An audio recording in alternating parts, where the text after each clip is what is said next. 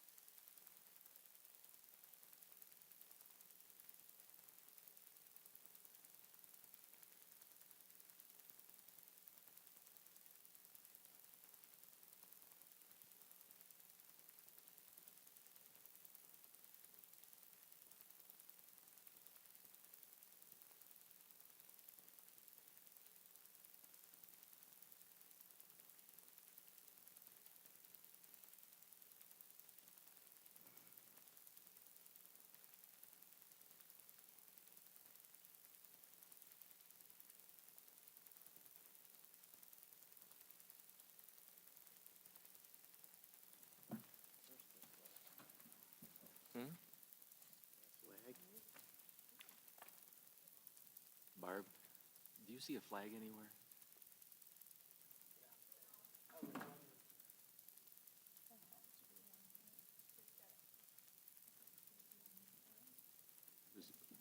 Hey.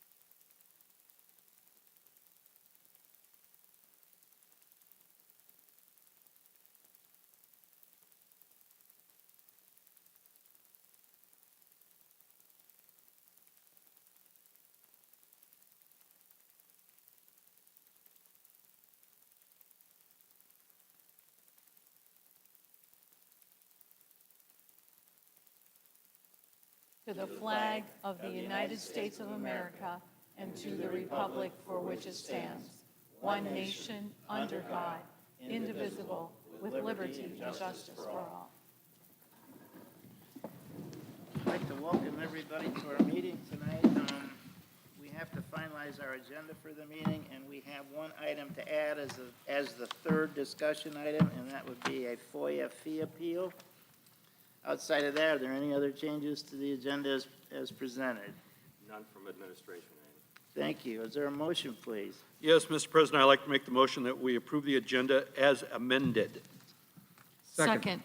Thank you. All in favor, please say aye. Aye. Opposed? The motion passes, and we'll proceed with our amended agenda and go right to the superintendent's report. Mark? Thank you, Randy. We have two scheduled reports here for you this evening.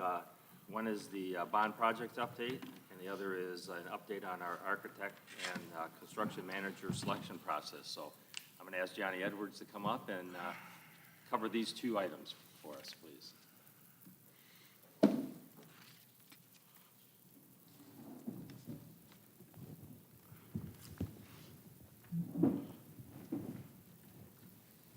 Thank you, Superintendent Lang, members of the Board of Education, and members of the community. Tonight, I would like to provide the board with updates related to bond projects, the North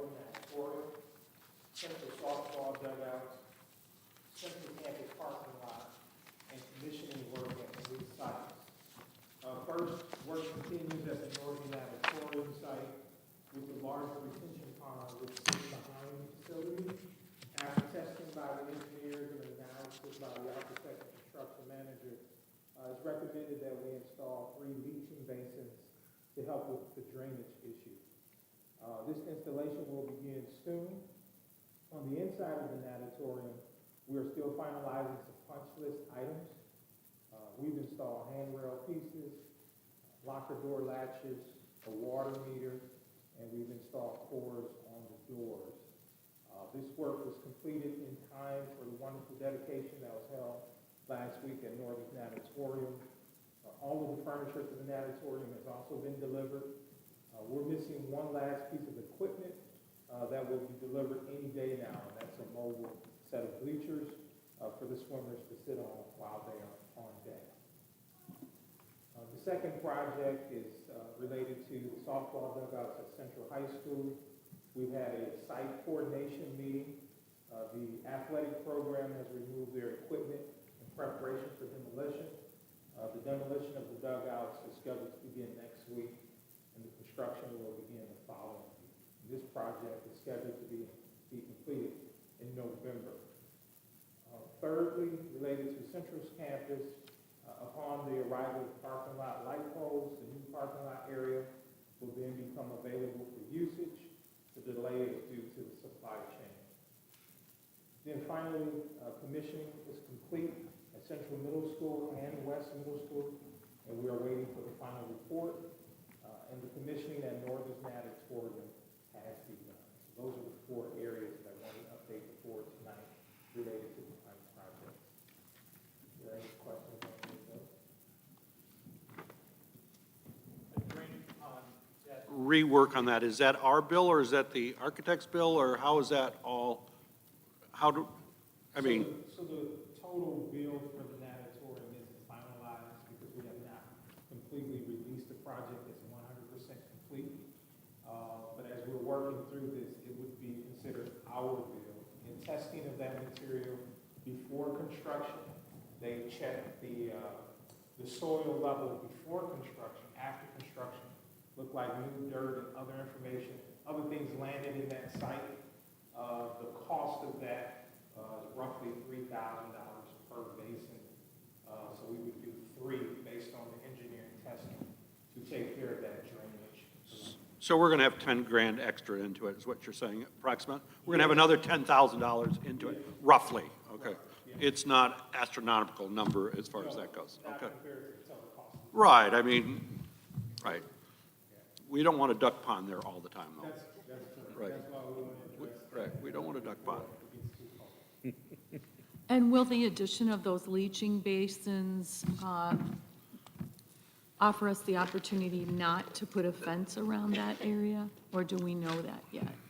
No, we did not explore any options related to the fence, but the basins will go, it'll be free of them. They'll go Yes, that's what I'm, yeah, that's exactly what I'm It asking. will not, if we were to do a fence around the exterior of the retention pond, it would not impact that. Okay.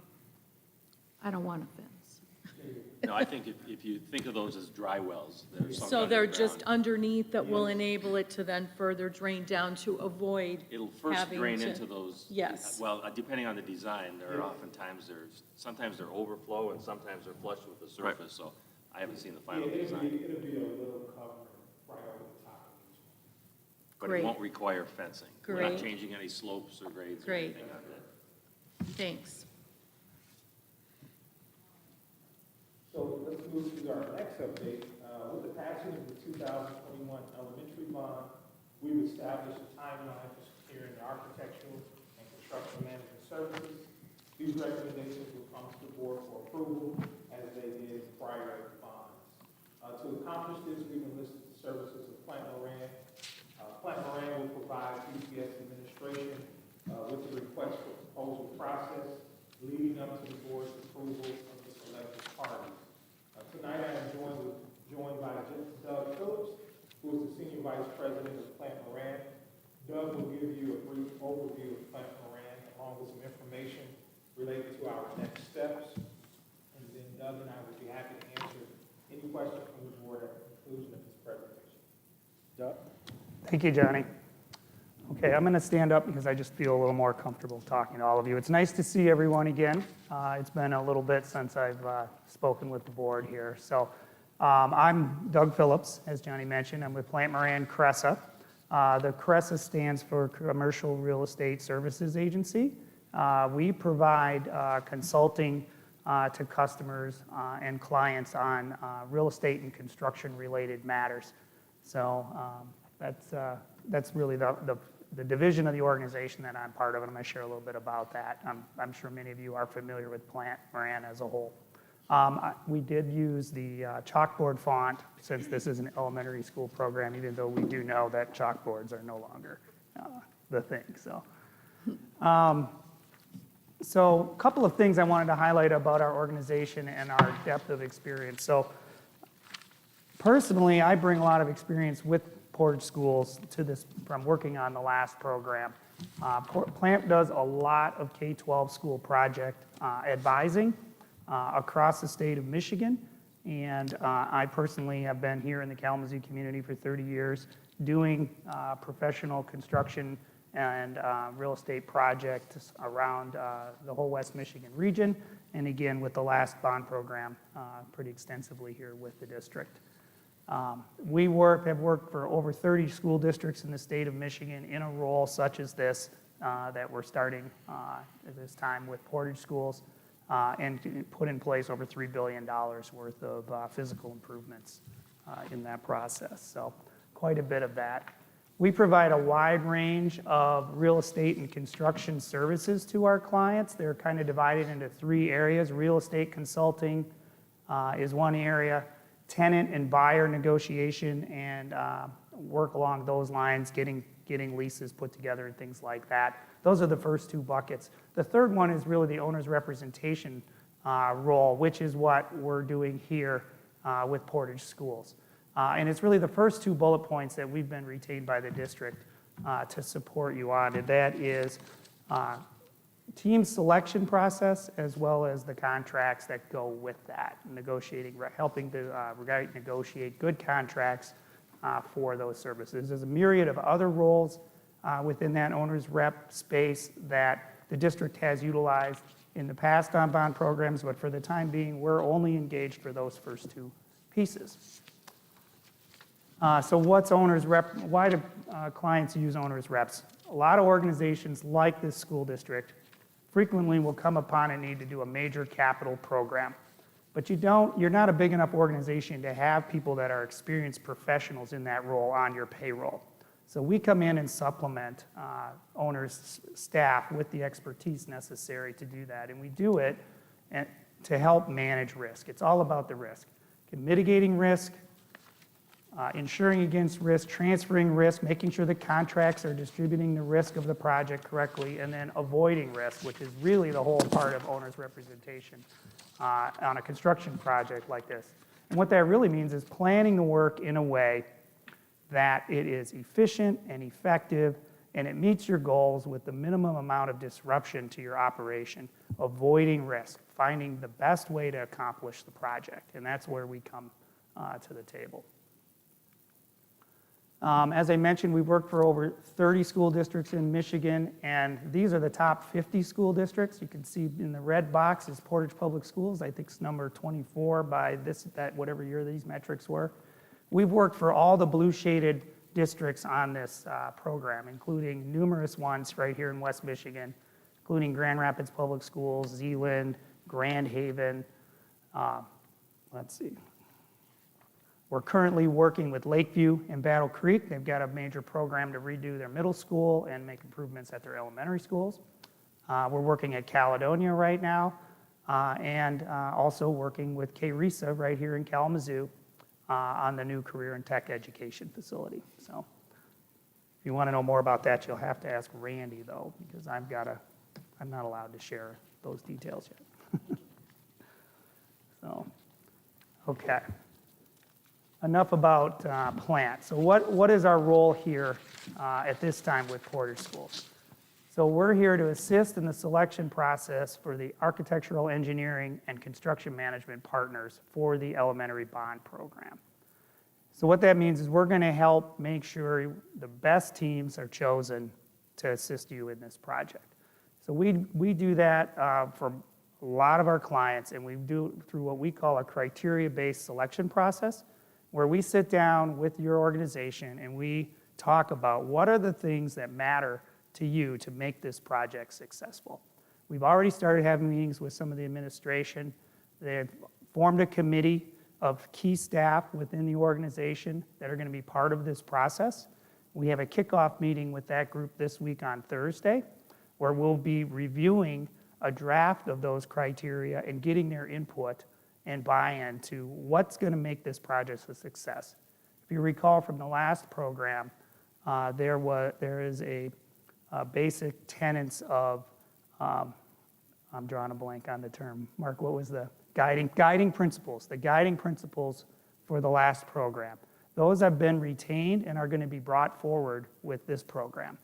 We're going to revisit them and make sure they're all still applicable to the elementary program, but those will be the basis for the decision-making process going forward, just like they have been for the last several years on the middle school program. As part of that criteria selection process, we'll also weight those items. Not everything is equally important. There's going to be a dozen items or so that are going to be part of this evaluation. It'll be unique for the architects, and we'll revisit that for the construction managers, and there'll be a lot of overlap, but there'll be some different things because they have different roles. But some things may be worth 2 or 3 times as much as others, and there'll be a weighting in that process. So once we've established those criteria, we will customize a request for proposal document to go out to the design community to ask them for their response to questions that drive to those issues. Tell us about your experience building new elementary schools in the 21st century here in this part of the world. And we're going to look at that, and that's probably going to be a pretty important criteria for this. So we'll craft that RFP, we'll manage the process, we'll answer any questions that come from the solicited responders, make sure they all have the same information, and then when those responses come in, we'll distribute those to the committee for their review and evaluation to make sure they understand how to review and score that. That scoring process will identify a short list of firms that we will then interview.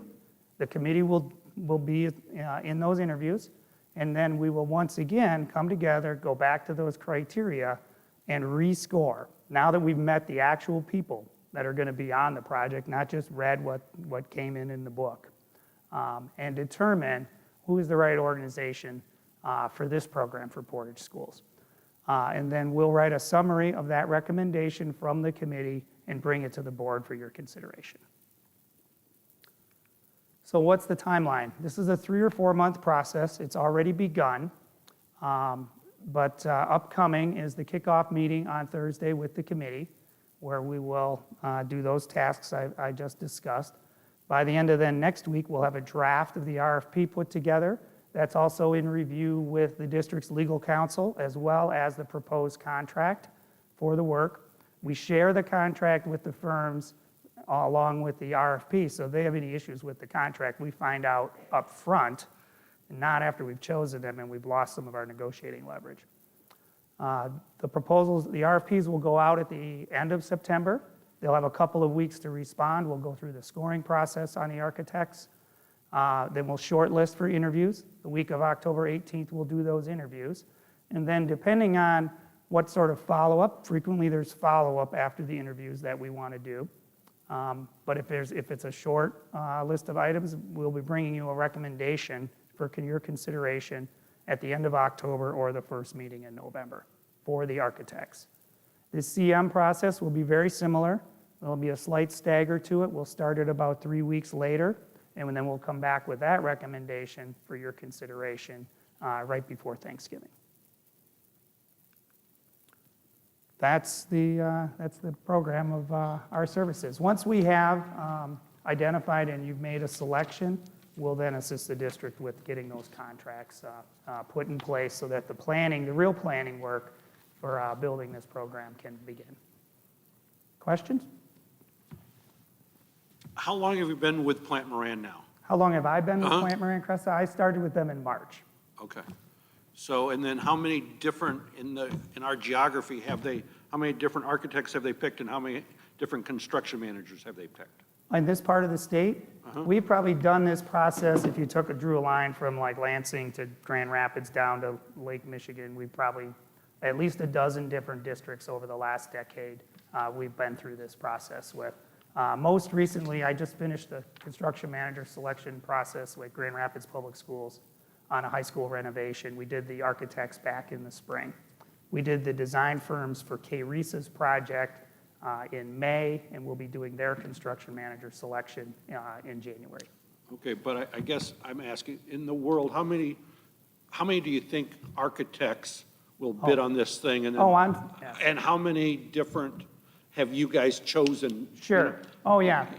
So. That's a good Are we question. a bigger pool or smaller pool? I mean, obviously, it's got to be an interesting project for all architectural firms. It's an interesting project. It's got a nice, it's a significantly large project, but Right. it's stretched out over a longer period of time, which actually also has merit because it's not a huge resource demand all at once.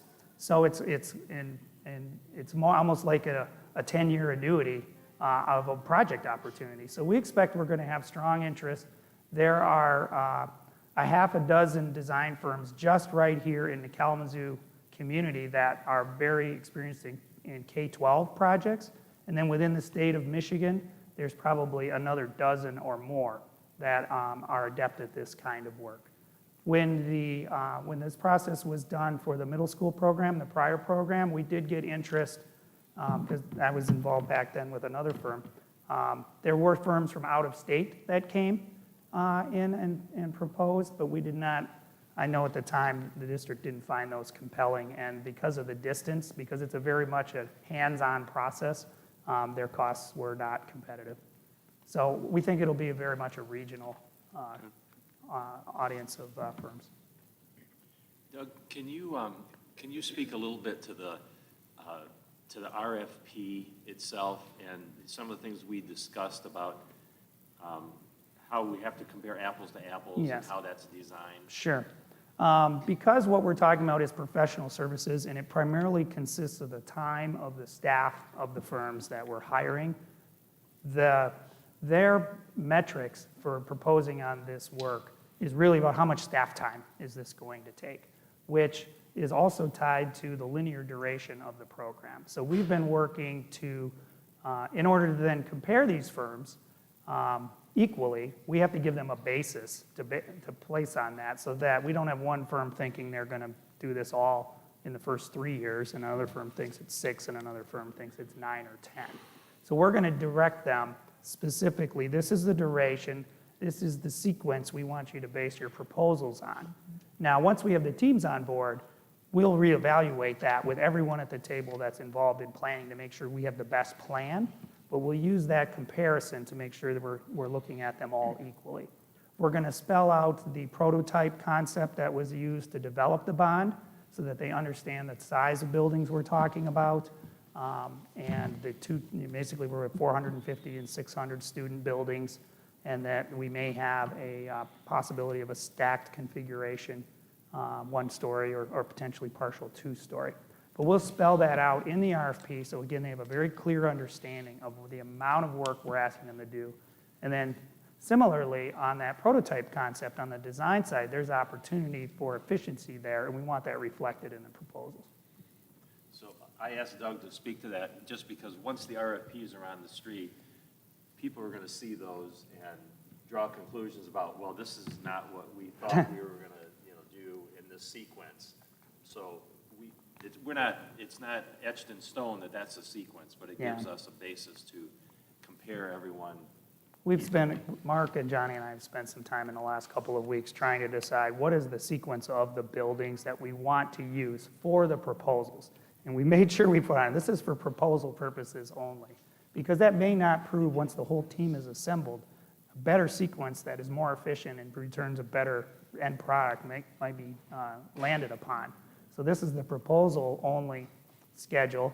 It's based on the same schedule that was used to develop the bond, and as you can imagine, the length of the proposal, there's cost escalation. We had to project, what is a new elementary school 7 years from now going to cost? So we've used that logic, the same logic, but again, that may get revisited once the whole team's on board.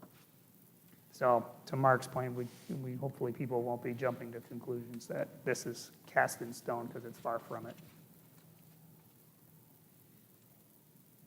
So Mark, really, and Doug, I appreciate this presentation. I'm excited about, because you understand this district.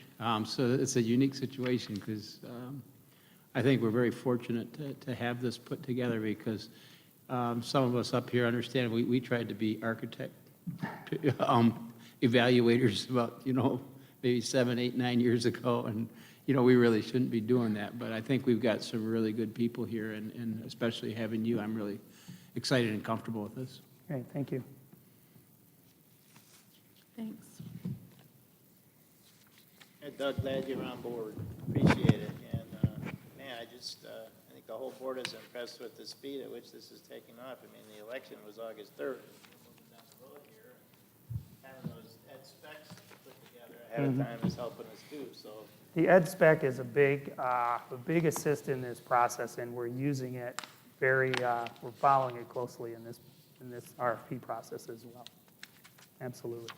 Yeah, the sequence is an election, then ed specs, and then, selection of Right. architects and CMs. So that's great. Well, this also allows us to align the calendar year with getting out to bid, at a favorable time next year. So the sequencing makes some sense from a financial standpoint as well. And when we can start the first project. Great. Thanks, Doug. Okay, thank you. Connie. As they're leaving, the only additional thing is just to remind everyone that we do have a West Middle School dedication program this Wednesday. It's an event that runs from 5:30 to 7:30 with some building tours. And then at 6:15, we're going to have just a little dedication ceremony out in front at the main entrance. So in addition to the building tours, there's also a book fair that'll be open. And this does not coincide with their open house. There's also a virtual open house for students and parents on the day before, tomorrow. So this is a totally separate thing. So please join us if you can. And that's open to the community as well. That's all I have. Great, thanks, Mark. We'll now move to Board Education, the 2021-22 District Goals Update. We have our folks from the Curriculum and Instruction Office, Dr. Pasco, Mr. Huber, and Ms. Jensenius, who will give you an update about our goals, district goals for this year, and a little bit how we arrived there. So, folks, it's all yours.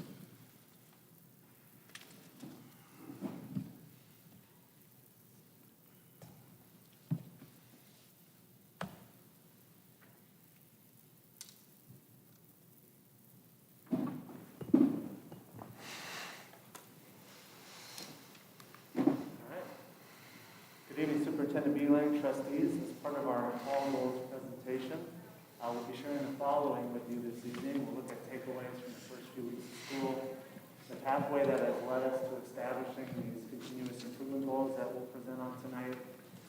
We'll talk about the continuous improvement cycle, the goals, strategies for the 21-22 school year and beyond, and then we'll open it up for some questions and comments from the board. So some takeaways from the summer and the start of the school year really fall under the umbrella and the priorities of our continuous improvement work. As you know, the summer learning program we offer for K-8 students provides individual and small group tutoring. That helps students stay connected to the school communities, engage students, and boost their confidence as they start the school year. As we mentioned as well, our high school students completed almost 250 credits courses over the summer months. And so now those students are that much better off in terms of being on course to graduate on time.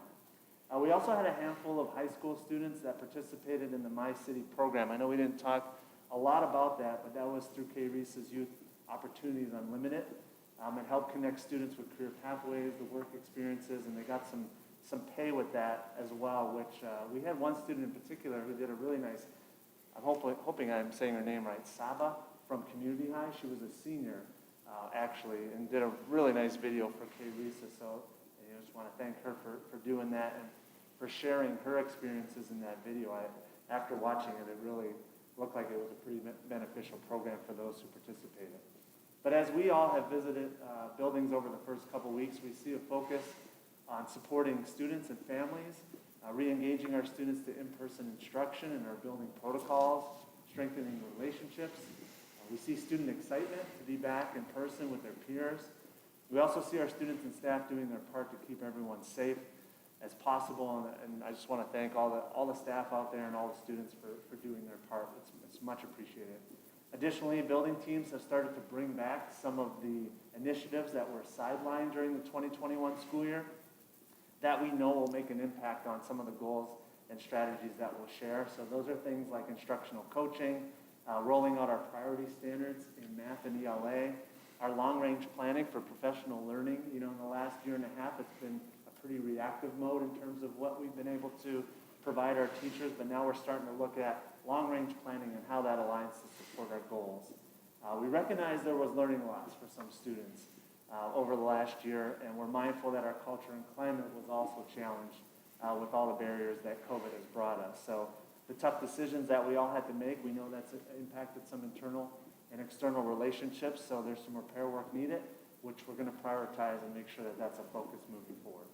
We also know that the data that we collected last spring, so in 2021, and the screener data from over last year, it is incomplete. We know that we see some slight dips in reading. We see even greater dips in math. But again, we know that it's not apples to apples when we look at comparing spring 2021 to spring 2019 because we had a year off in spring 2020, as well as that screener data over the last couple years because of lower participation rates. But we'll look at continuing to look at our fall assessment and screener data that we're doing currently, see where students are at starting the year, and we'll plan accordingly to address individual student needs. And I think the most recent data, even though it's not completely the complete picture, I think it's created a greater sense of urgency to meet students where they're at social, emotionally, and support them academically, which has led us to kind of where we're at with the goals and setting the stage as to what needs to be the focus. So, you know, looking at where we've been is a big part of where we're going to go and what our focus needs to be. So, having said that, I'll hand it off to Mrs. Jensinius. She's going to give an overview of our continuous improvement cycle, talk about our district-wide 5-year goal, and then Mr. Huber will present on the strategies that we'll be focusing on and the assessments that we'll need to measure to meet the PA 48 98B1D requirements set forth by the state. So, Kelly, I'll hand it over to you. Thank you, Dr. Pasco. Good evening, Superintendent Beelang and Board of Trustees. So if you look on the continuous improvement graphic that we have, I think one slide back, through our continuous improvement process, we've taken those first steps to streamline school and district efforts to adopt a common improvement planning approach to help us shift from that planning as an event to planning more as a critical component of continuous improvement. Continuous improvement is a district-driven process with ongoing improvement cycles in the context of a larger cycle. And you can kind of see there on that graphic where it continuously goes through different cycles that where we're addressing or assessing needs, we're developing plans, we're tying our funds to meet those identified needs, and we're doing that continuously throughout the school year so that we're able to really look at where we're at and plan. So what are the needs, what are the plans, what are the funds that go with it? And when we do that, this process, as we've started into this process, it's been drafted with the input of our district and building leaders. And as we begin to engage in this unified approach, we're going to really be working on that improvement planning. So I want to take you back a little bit to last March to get to this district-wide goal that I think we've shown you before. We really worked engaging into the new MyKIP process, which is the Michigan Continuous Improvement Process, with our building leadership teams, where they worked together back in the spring to take inventory of what current assessments and initiatives they were working on, even as Michael spoke about the ones that they had set aside at the time. And we took a look at those, developed individual building data stories. We assessed current and past building practices, the needs that they had, and then we really questioned to clarity to really see why is this happening? What is it that we need to do moving forward? Once all the buildings pulled together their data stories, we sat down in a room together, all the leaders, and we read through each and every one of them, reviewed them, talked about them, and we really were able to see some common themes emerge, and that clarity around where we need to set that goal. And that was really anchored into our Tier 1 system of support, how the work we do in that classroom each and every day with our students. And so as a team, we developed this 5-year goal, and which states there that by 2026, we'll refine our Tier 1 instructional system with that focus on that whole child to equitably meet the needs of all students as measured, not just by our local, but our state and our national data. So that's where that goal came from, was all that work that we started back in the spring through the MyKit process that was new to us for continuous improvement. So we're excited to start doing that work. We continue into that work, and Mr. Huber is now going to talk a bit more about those strategies that go under that goal. So of course you have a goal, and what we want to be able to do is put some focus to the strategies that we saw in all of the different buildings' data stories. So as they brought their data to us and they processed with their teams, we were able to take a look and see some themes in there, but we really wanted all the principal building leaders' input on deciding what we would consider strategies. So this is going to narrow our focus down from that broader goal into areas that we want to do our work. And of course, strategy 1, I mean, really it is our core mission. We know that's why we're all here, and that's supporting student learning and opening up those doors and opportunities for the students to maximize what they have coming in their lives and to discover what they love. And we know that that happens in Tier 1 instructional areas. So that Tier 1, as Kelly mentioned, that proximal space where all of our students are being exposed to it, we want to support the strategy of improving our instruction at that level.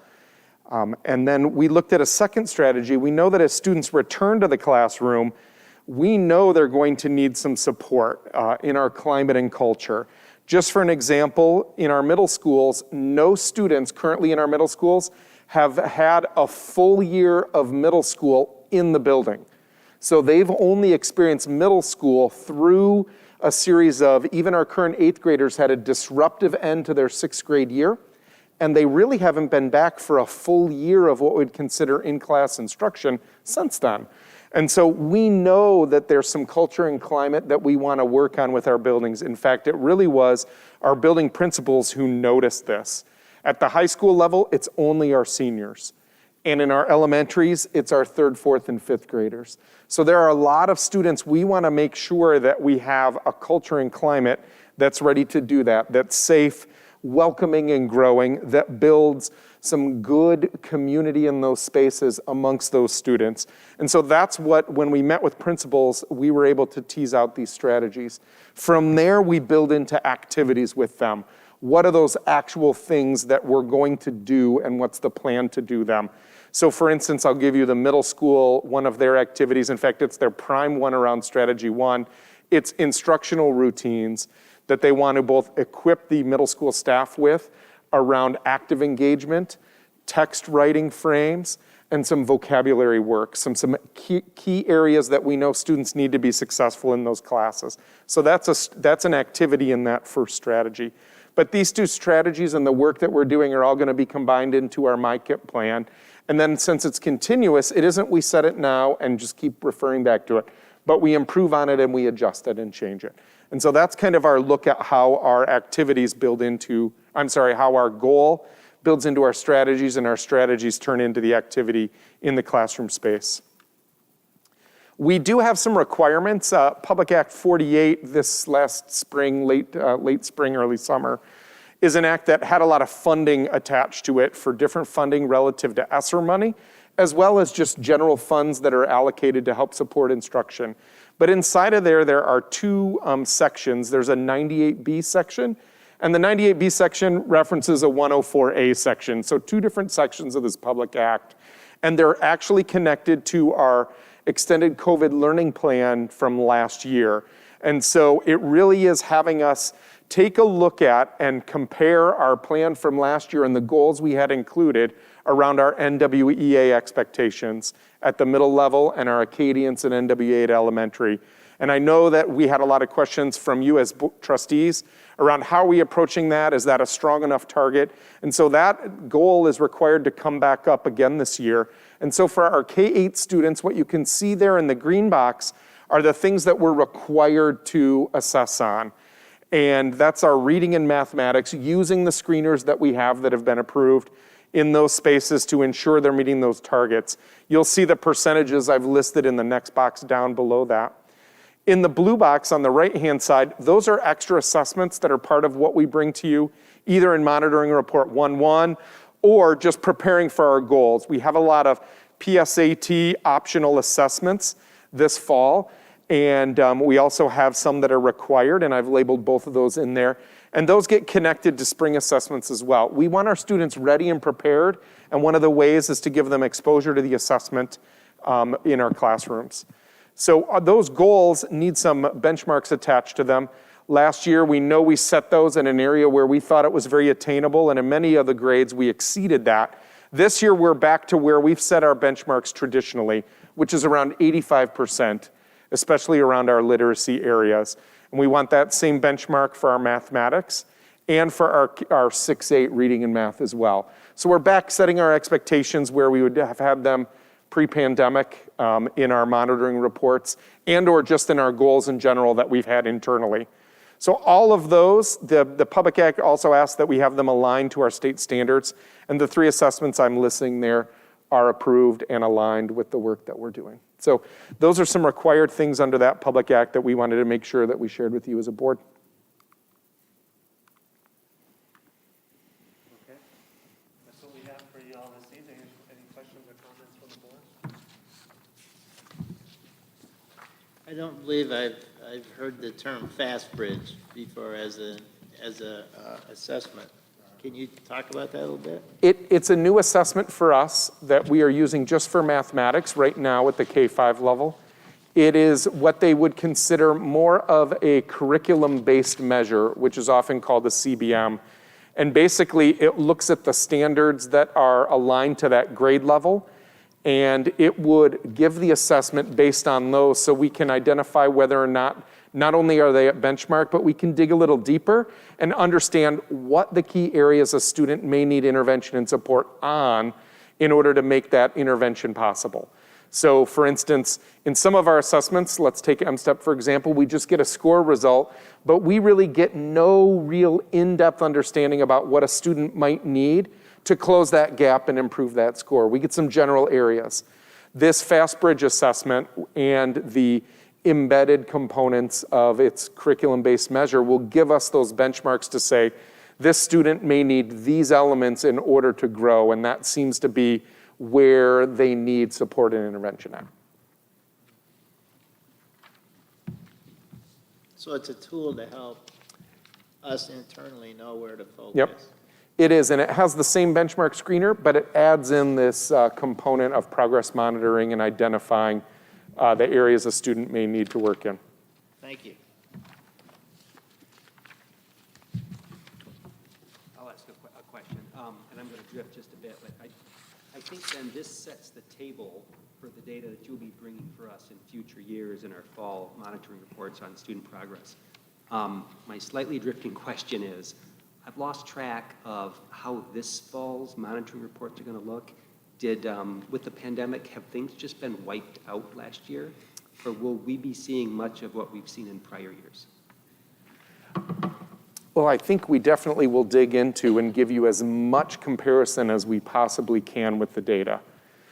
We know that it will come with all sorts of interesting conversations they already have for us internally about reliability and or awareness, because we do have systems and learning that was exposed through the pandemic that needs attention from us. And we know that that's just a part and parcel of walking through the last 18 months. So, but our goal is to try and align those as best as possible.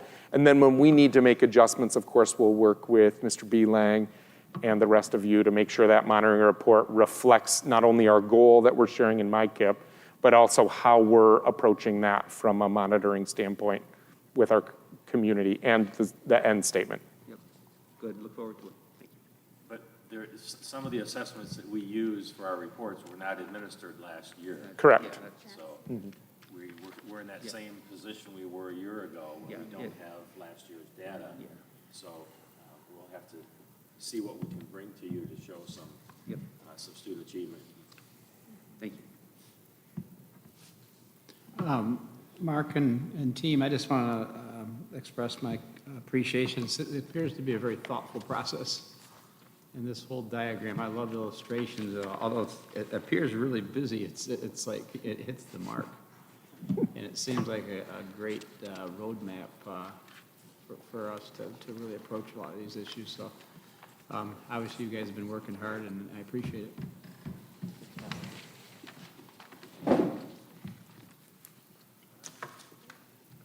Thank you, team. Thank you. Thank you.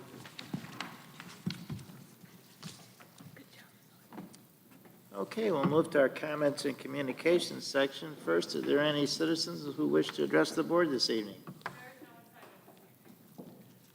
Thank you, Michelle. We'll move to comments by board trustees, please. I was at Ford Field yesterday, and one of our own was honored.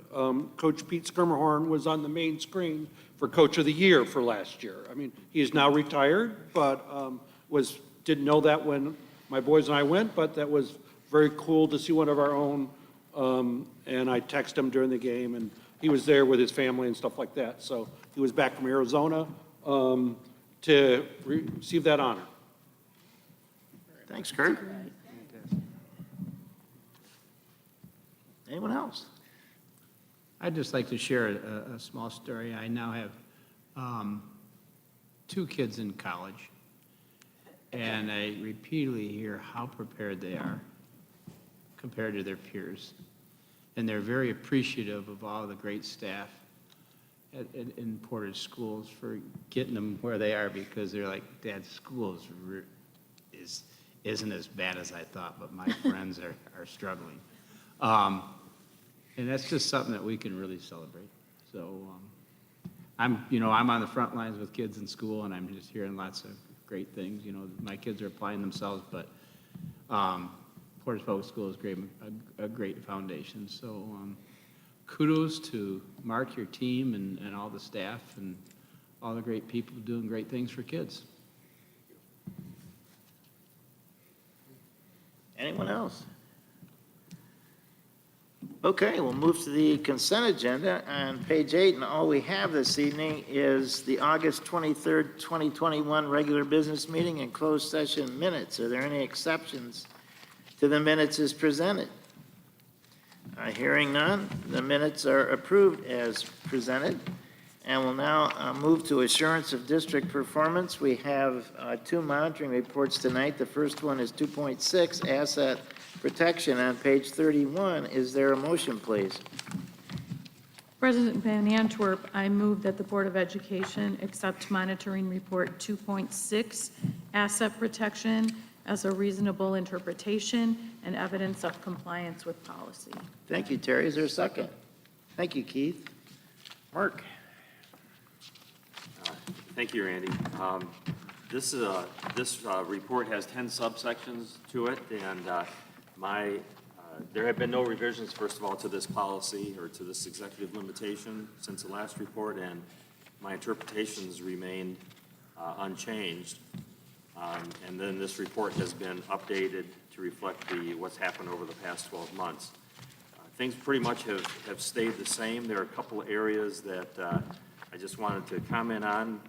The first of those is on page 5, just that since 2009, the district has avoided $8.7 million in energy costs by implementing our energy management system, so that continues to show good results. Also, just a note there that last year, because of COVID, our bus fleet was not inspected. So the latest data that we have on that is from the previous year, from the 1920 school year, which had our bus fleet in very good condition, and I expect that there'd be no exceptions to that this year as well. The other comment I want to make under that section is also that the district is continuing to be very cautious in the rental of its facilities, indoor facilities in particular. We're still putting kind of a moratorium on that until the end of this year to see how things play out so that our staff can dedicate their energies to working in the buildings with our students and our in-person instruction staff. I've already brought this to your attention earlier this year under 2.6.5 on page 7. We had the one contract to the school resource officers that exceeded $100,000 that was brought to the board once that was discovered, and the board acted on that. And the last thing is actually on the last page of the report. Just you've seen it now a number of times. It's on the screen now. The 100-year celebration has been added to our logo. We have not changed our name. We have not changed our tagline of The Future Learns Here. We've just added the graphics that we'll be using for the next at least year and possibly longer. So that's all I have to comment on that report. Good report, Mark. Any questions for Mark? All in favor of approving monitoring report 2.6, asset protection, please say aye. Aye. Opposed? The monitoring report is approved. Our next monitoring report is 2.10, communication and support to the board. On page 44, is there a motion, please? Yes, Mr. President, I'd like to make the motion the Board of Education accept monitoring report 2.10, communication support to the board as a reasonable interpretation and evidence of compliance with policy. Thank you, Kurt. Is there a second? Seconded. Thank you, Bo. Mark? Yes, this report, again, the interpretations remain unchanged. The reports have been updated. And hard to believe that I was going through this. Is the 7th year now that we've been doing monitoring reports for the board. So the years have gone by rather quickly. And I do, once you make your individual assessments of these reports, they do go through policy committee, or Randy, when we meet, he reviews that information with me, so I do get feedback from board members regarding those reports. We just mentioned that some of the data, I'm on page 3 now, just that some of the data that normally is available for some of our monitoring reports on, especially ENDS 1.1 with student performance, continue to be unavailable, and again, not available during 2021, but hopefully this year will be a year where that data comes back into play. And then on page 5 of the report, I updated the list of items that were brought to the board for information regarding operations and other useful information. So that updated list is there for you. And then finally, on the last page of the report, there are a couple of items that we're asked to report on an annual or regular basis. The financial reports, we have a report monthly on the agenda. That's provided by the business office. We've been doing bond project updates, most recently every other month. That'll obviously, as these projects close out from the 2016 and 19 bonds, will be less of a need for those, but we will continue to provide information as it changes. And then the report on safety was provided during my evaluation earlier this summer. So that's all I have, unless there are any questions.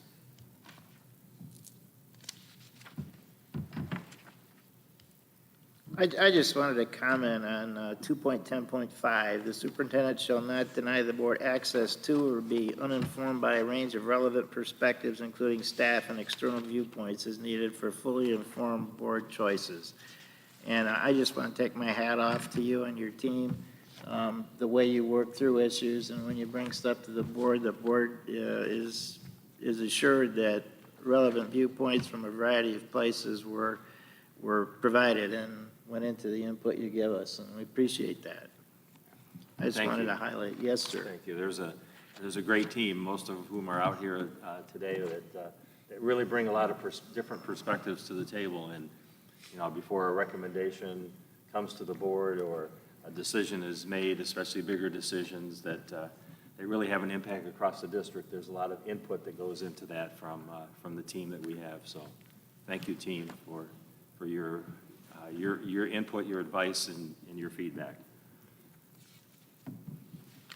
Anything else on this monitoring report?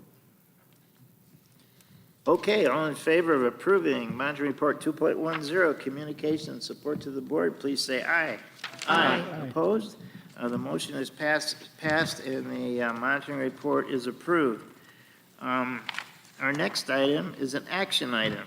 On page 55, new teacher appointments. Is someone prepared to make a motion, please? Terry? Sure. President Van Antwerp, I move that the Board of Education approve the following new teacher appointments as presented. Samantha DeVries, ELA, Central High and Central Middle Schools.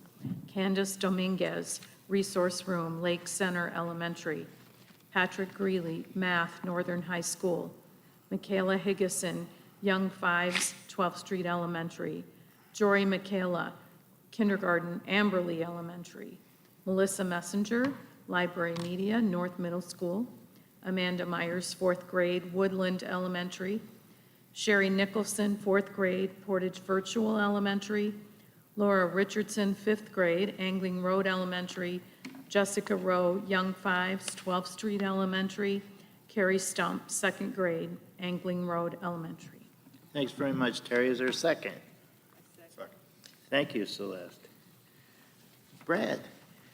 Well, good evening, trustees, and as promised at our last meeting, I am bringing you our second round of new teacher hires. Happy to say that with the hard work of my team, Jennifer Tolles and Amy Blankshane, all of these new teachers were able to start on the first day of school, so we didn't have any of these folks lagging behind. So we're really thrilled to have these folks on board. As you can see, several of them are returnees to the Portage Public Schools after going elsewhere, and they have come home to Portage, so to speak. So really pleased with who we've brought on board so far. Brad, I'm just curious, excuse me, is the library media position a full-time, is it shared, or what is that? The library media at North Middle is a .5 position. It's a half-time position. The reason it's a late hire is because Travis didn't realize he'd forgotten to post it earlier in the year. So, because the previous person has moved to the elementary level into a full-time position. So this remains a half-time position for that.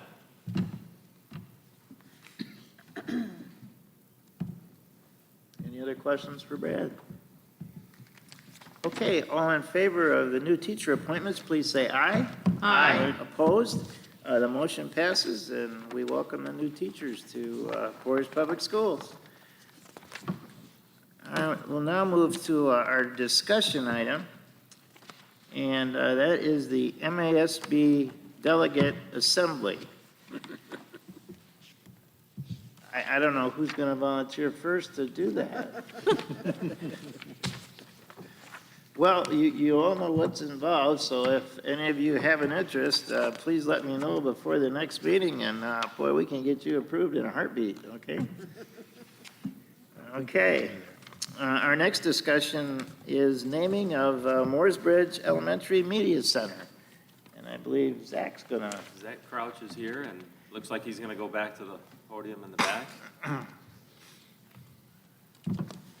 Thank you for letting me speak this evening. I came to the back to hope that you guys wouldn't get a glare from my shiny head up there. So I appreciate you providing me the opportunity this evening to speak on behalf of the Mooresbridge community and the recommendation of naming the Mooresbridge Elementary Media Center in honor of Lori Kirschman.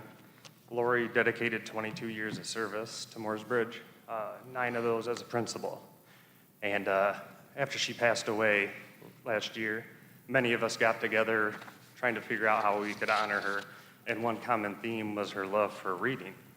She loved to read stories to classes. One of her favorites was The Principal's New Clothes. And if you know Lori at all, she was very fashionable, so that was always a hit. And she loved to share her current reads with staff members. So we felt that the best way to continue to pass that passion on to future students and staff would be to name the Media Center in honor of her. That's all.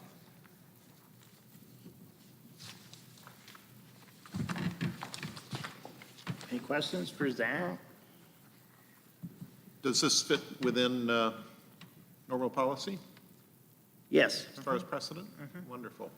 Certainly a deserving person.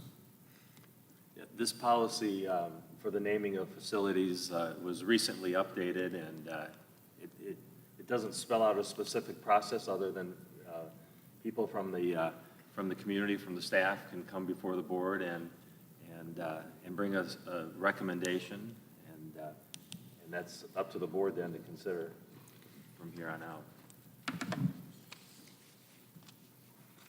Yeah, thanks for bringing this forward, Zach. I mean, I think everybody on the board does believe this is a great idea, and I just a little input from me. I would just hope that the plaque would have more than Lori's name. There'd be a little something there so that someone a few years down the road would still know something about Lori and what a great person she was. Well, sorry. That's definitely the plan. We just wanted to make sure that it was approved, or the opportunity to get approved, and then planning out the plaque. And we'd even like to, if possible, have an event in the future celebrating Lori's life and presenting that to the community. So that's our hopes moving forward. Yeah, that's great. Is there support to take this to action tonight? Oh, yes. Yes. Could somebody make a motion to move this to action? I will. President Van Antwerp, I move that we approve the naming of the Media Center at Mooresbridge Elementary in honor of Lori Kirsch. Is there a second? A second. Oh, very good. You probably need to move to action Move it to Yeah. action. Oh, correct. Yes, Okay. Well, I was going to use that to move it to action. So, Okay. all those in favor of moving this to action, please say aye. Aye. Opposed? The motion passes. It's now an action item. Is there a motion, please? I make the same motion that we approve the Mooresbridge Elementary Media Center as the Lori Kirschman Memorial Media Center. Or Is there a whatever you second? want to And call I it. second it again. Very good. All in favor, please say aye. Aye. Opposed? The motion passes, and Zach, you can go to work now. Thank you very much. Thanks for bringing it forward. Thank you very much. Our last discussion item tonight is Freedom of Information Act fee appeal. And as everyone is aware, this fee appeal comes from Darren Malik with regard to a number of FOIA requests that he has presented to the district. He believes that the fees that the district is charging are excessive, and primarily on the basis that the work could be done by a lower level employee rather than the employees that we would need to do that work according to administration. And Mark can briefly give you some of the reasons for that. Yeah. The fee structure that we have is spelled out in our policies and in our FOIA guides. And this particular fee, because of its complexity, is really driven by the level of access that's required to search our email and our document archives. And we only have 2 people in our organization that have that level of access. The fee that this is based on is for the lesser paid of those 2 employees, and then prorated or identified on a quarterly hour basis, and that was what was submitted to Mr. Malley. This request represents an unprecedented level of access to network, security, user accounts, system functionality, and interoperability. And strictly from the standpoint of ensuring network security, as well as student privacy and operational stability, it would be ill-advised for the district to grant access to anyone that doesn't have the proper training and experience within these systems. So It's unlikely that we would be able to fully retrieve all the requested information via just a keyword search. It's a much more complicated search than that. We would have to go through email by email. And again, that cannot be performed by just anybody. It has to be performed by, in our opinion, by one of those two individuals. So, and then the reviewing and redacting really does require someone that has knowledge of Freedom of Information Act, is sensitive to the issues and the documents that are there, and that would have to come from a executive team member. And again, in calculating the fee, we have the least paid employee as a basis for doing that fee. So it's my recommendation that if you're looking for a recommendation, that the fees as charged represent what we believe is a fair estimate, could be less, could be more, of what this project, this FOIA request will entail. Mark, do we have an estimate what you think it would cost? There was an estimate provided, and then there was an amendment that was sent, which reduced the scope, but it did not change who would be responsible for the work. So that's broken down. Yes, I do have that.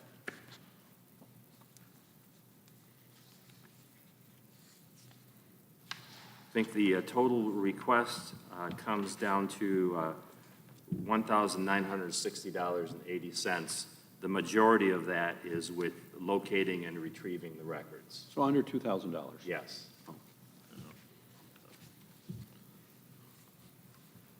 Well, again, it sounds like that's within what our normal policy would be. So your logic makes sense. Well, and definitely we should be concerned about the right to privacy in terms of any sensitive individuals, may it be personnel issues or disciplinary issues or anything of that nature that could expose us. And then also, as Mark mentioned, the security clearance of employees that are looking at that information too would be a concern. So this makes total sense. And Mark, this is an estimate, right? So if the hours come in under, is that, am I correct? If it takes 20 hours, then it's? If it comes in, yes, if there are fewer hours required to do the search and do the work, then we will charge only for the hours that we put into it. This is an estimate. We Sure. really don't know what we're getting into. It's But if a good faith estimate. It could be more. Or would you not? It could be more. I mean, It could but be less. say it ends up being a lot more hours, you just still keep it at the 19, I think you said 1,900, right? So do you Again, still? we're required to put forth our good faith estimate of what this is, and that this is what we believe, just, from our technology folks looking at what they believe is the amount of time, anywhere from 20 to 30 hours of their time to pull these documents. And specifically, they want us to waive all the charges? Or the gentleman would like us to, Mr. Malik would like us to waive all the charges or Reduce, reduced? yeah. And we as a board have the option to waive the fees, reduce the fees, uphold the fees, or issue a notice extending the time the board would have to make a decision about this by 10 days. Those are the four things we could do this evening. If we take no action, then it just stays the same? No, we have to take it. We have to take action. In response to the appeal. Okay. Any other questions? Would we like to take care of this at this meeting tonight, as opposed to extending it another 10 days? Yes. I think we should. Yeah, yes. Yes. I would. I would also question if we're having Dan or another high-level employee take care of this, what other things are they going to be unable to do during that time?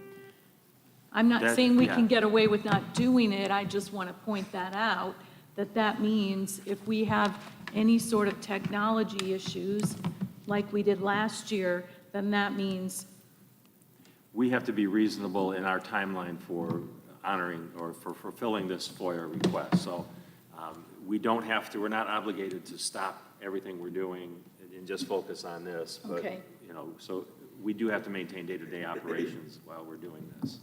So that will, depending on what comes up, could impact the length of how long it takes to get this out there. and I hope that's clear to the requester. Randy, are you looking for a motion? But I have a question, though. Is there a timeline that we have to meet this, to have all of this data retrieved? There's not, I don't believe, I'd have to ask my FOIA coordinator.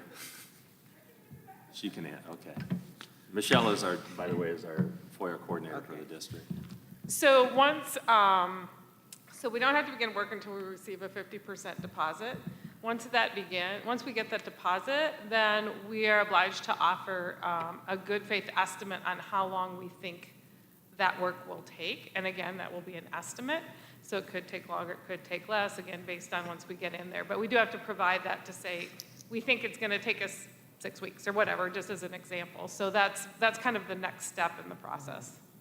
And would we be able to say, barring any unforeseen circumstances that would require Dan's attention? Right, Are we- again, it would be, again, just an estimate, a good faith estimate that, yeah, you know, we are allowed to keep doing, we don't have to drop everything to fulfill the FOIA, but we do have to say, you know, based on what we see here, and Dan was saying that, you know, once he started getting into it, then he'd be able to probably come up with a good faith timeline, and again, barring any unforeseen emergencies or that kind of thing, yeah.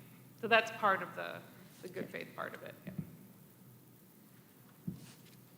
Randy, I just, I guess I just have concerns if we waived it, would it set precedents, you know, or have we waived these fees in the future? Because it appears that this is going to take fairly considerable human resources, and I wouldn't want to set that precedence. I'd be concerned, I don't know if other board members, I mean, would love to grant it, but I just wouldn't, I feel like once we granted one, I mean, we'd be welcoming other people to do the same. Yeah. So. Any other comments? Yeah, I mean, as a trustee, it's hard for me on issues like this to weigh in with a logic where I know better than the school's established process for handling these things. So, I mean, unless I see some kind of really compelling logic, I've got to default to the standard process. So there's no support here to extend our decision by another 10 days? No. So if we want to move forward with this, we would need a motion to bring the fee appeal to action. I'll make a motion to bring this fee assessment to action. Thank you, Kurt. Is there a second? Second. Thanks, Keith. All those in favor, please say aye. Aye. Opposed? Hearing nothing, we'll move forward with a vote on upholding the fee. Is that correct? That is correct. Okay. Is there a motion, please, to uphold the fee?